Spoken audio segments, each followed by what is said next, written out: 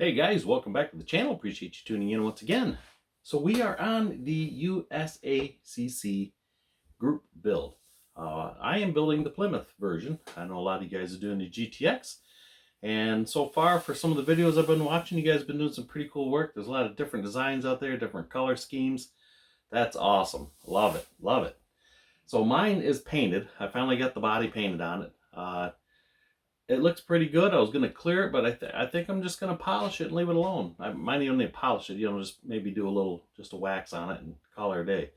I was going to clear it because I wasn't sure how I two-toned it, so I wasn't sure how the lines were going. I don't do a lot of two-tone models unless it has like a nice chrome trim to separate the colors.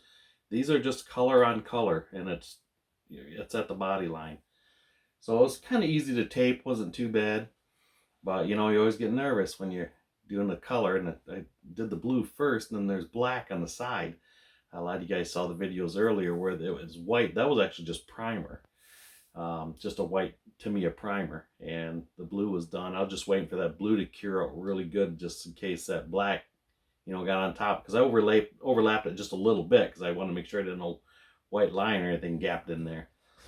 So I made sure it's cured out really nice. So like I say, it's actually not white and blue. It's a blue and black, or black and blue, however you want to go. So anyways, I've been working pretty good on it, and got the interior done. That turned out pretty nice, went black on the interior. I think looking at a lot of prototype pictures, that was kind of the common color for that interior, is black. I don't know, it was pleather or vinyl or whatever they used back then, but yeah, so that's the interior. So I'll take you over to the bench and I'll show you the body work on it, and we'll go from there. Like I say, it's sitting in the oven. I painted it probably about an hour ago, so it's still it's pretty decent. It's got hardener in it, but probably don't want to handle it at this point. But I do want to show it to you, and I'll give you a little update and see where we're at. So let's go to the bench, take a look. So originally I was going with the NASCAR style wheels. I had these at first. And I thought, man, I don't have any kits that has any decent decals in it. I mean, those weren't too bad. So I was digging through some other kits, and I found these fatties. I thought, oh yeah, so we're going to go with these guys. So these are nice. They're a lot fatter than the NASCAR wheel. Plus they got a little tread on them. So I don't know if that heavy wheel look good in the front. I think I got another kit that has just a little bit of a smaller wheel for the front, which I may go with that. But I figure, well, being I got them all out, we're just going to weather them all up like that and call it good. So we got the front grille pretty much done. That's not looking too bad. And I de-chromed all the bumpers and painted them. So we got those. Those are like an argent color. So the engine work, let me grab that real quick here. So the engine, I did some different. So I used the solder for the headers, which I think turned out really sweet.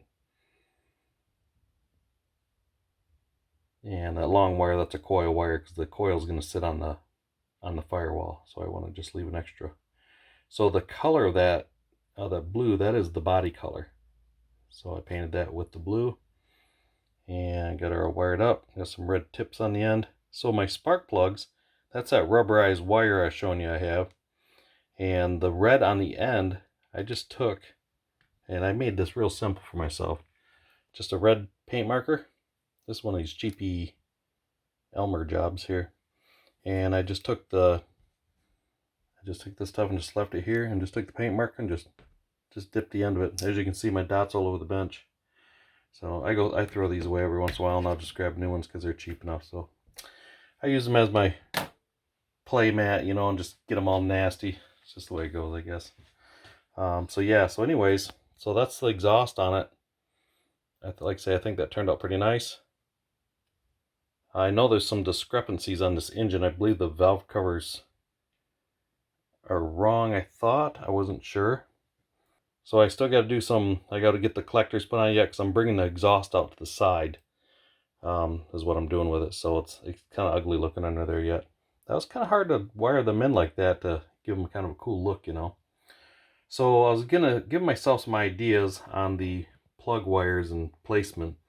And I was digging through some old stuff that my dad had back in the day, and check this book out. I mean, Chrysler guys might be like, whoa, look at that bad boy. Isn't that cool looking? That's an old Chrysler book from the 60s. It's my old Plymouth that I used to have. So yeah, it gives you the breakdown of all their engines, all that stuff. So just kind of a cool book I found. Shows you like their Super 6 they had, their 426 Ram Charger super stock motor, everything they did to them, you know, how they built them. So really cool book. That's the old, what was that, the 413 or something? I think that's what Christine had it, was it? Maybe it was a 405, I'm not sure. So yeah, they got the max wedges in here. Like I say, you got the, check that bad boy. Can you imagine going to the drag strip looking at that? How cool is that? So yeah, it's just pretty cool book. It shows you all the different things they did. Got twin Paxtons on it. Pretty cool. So yeah, I found this book and I was digging out and I thought that was pretty cool. There's actually a whole series of these. There's one on Pontiac, Chevrolet, Ford, Volkswagen, and there's something else. I can't remember what it is, but there's like a whole pile of books back there I found in the old stash, and it was kind of cool looking through them. So I thought that was pretty neat. Anyways, like I said, I thought it'd be kind of cool to show you guys that. That's my interior. Like I said, I didn't go too crazy with it, too wild. I did the black, and then I did the kind of the satin black. I actually used the craft paint on the seats and detailed the dash out a little bit. Looking at some prototype pictures, there was a red light on the side. I'm assuming it's probably like a parking brake light or something. So kind of put that in there.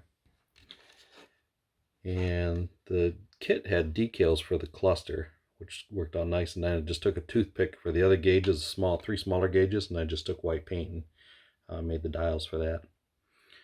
So that's pretty much set for here. So that's looking pretty good so far. And let me go grab that body and I'll show you what we got going on with that. All right, so here is the body. I think that looks pretty cool. So like I said, the engine is painted the same color. And this is the front clip. So I did the inside gloss black. And the top obviously blue to match here. So it looked pretty cool.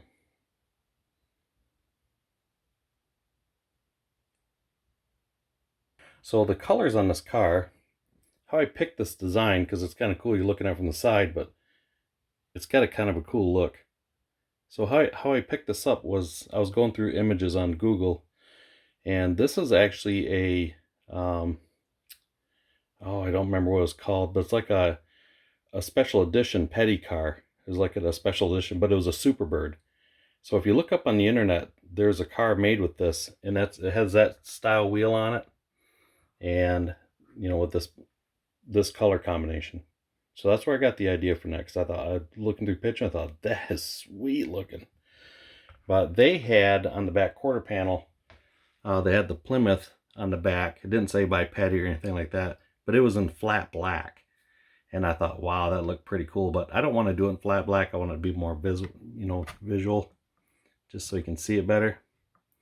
But I don't know. I'm thinking probably doing it. I thought about doing it in the blue. I thought that'd be really sweet, but I might just do it in like a really dark gray so you can still see it, but it's, you know, like a grayish black, so it kind of blends a little bit, but it's not like hidden like the ones they show online, because theirs is just a, like say, it's like a flat black.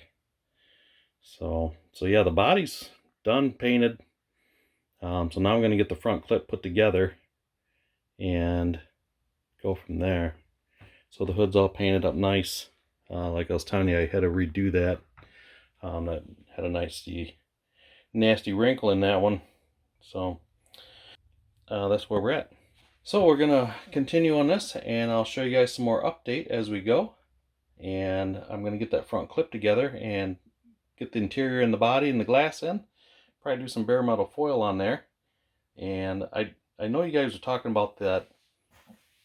Was it Hawagasa or something like that? That it's like a plastic style chrome. It's not really made for bare metal foil, but a lot of guys are using it. I might order some of that and try that, but I don't have any here right now, so it's probably just going to get the old bare metal foil, because that's go with what you know, right? So I'm pretty happy with my two-tone. That turned out pretty sharp. I was worried about bleed through, stuff like that. I used the Tamiya tape on it.